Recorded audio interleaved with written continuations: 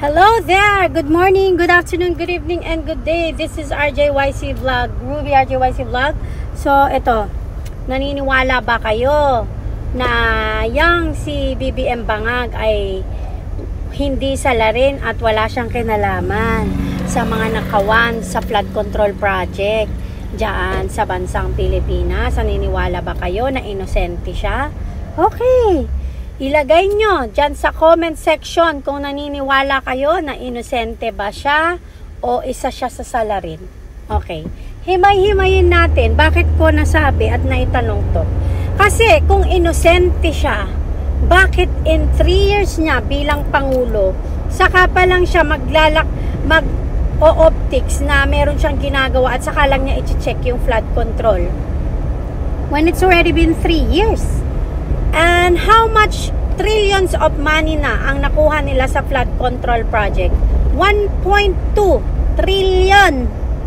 1.2 trillion. At magkano ang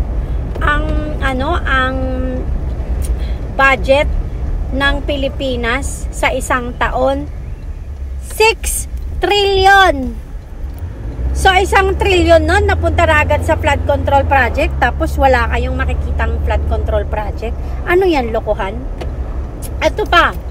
Di ba nung nagkaroon ng pahiring noon sa PhilHealth, tapos isa doon sa dahilan kung bakit dinekwat nila yung pera ng PhilHealth at zinero budget nila, at hindi lang sa zinero budget. Ito pa. Yung PhilHealth, yung ibang parte daw ng PhilHealth ay ginamit nila sa DPWH. Bakit mo gagamitin ang pera ng DPWH, ang pera ng PhilHealth para sa DPWH? Do you see any buildings, any hospitals, any flyovers, any schools na ginawa ng DPWH? May nakikita ba kayo? Kung meron man, visible ba siya?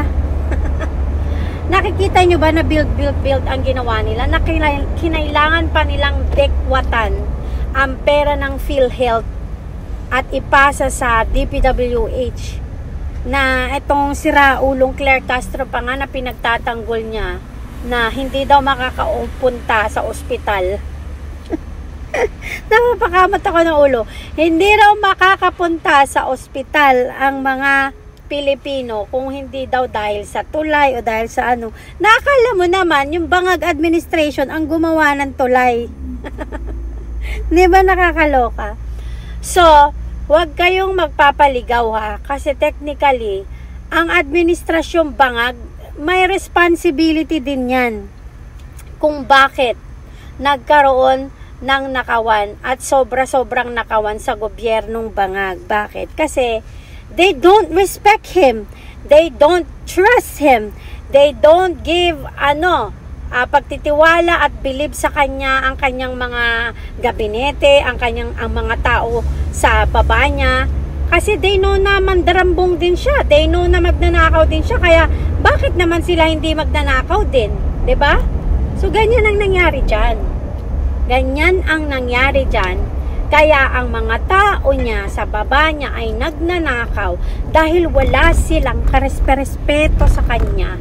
At hinahayaan lang niya na gawin nila yon for the last 3 years na siya ang Pangulo ng Pilipinas. So napaka-imposible na wala siyang kaalam-alam dyan.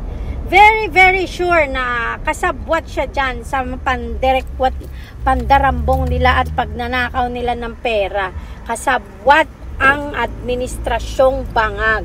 Kaya tinan mo, wala siyang mabanggit na pangalan kung sino yung dapat nasalarin. Kasi nga, kasama siya. Kasi nga, isa siya sa mandarambong dyan. Kaya wag kayong magpapaligaw at na kunyari walang kaalam-alam yung presidente nyo. Huwag yung iisang tao lang ang pinupukol nyo dahil ang dami nilang salarin dyan. Huwag kayong magpapabulag. Lahat yan sila ay salarin. Okay? Huwag kayong magpapabulag. Okay? Yun lang ang masasabi ko dyan. Babush.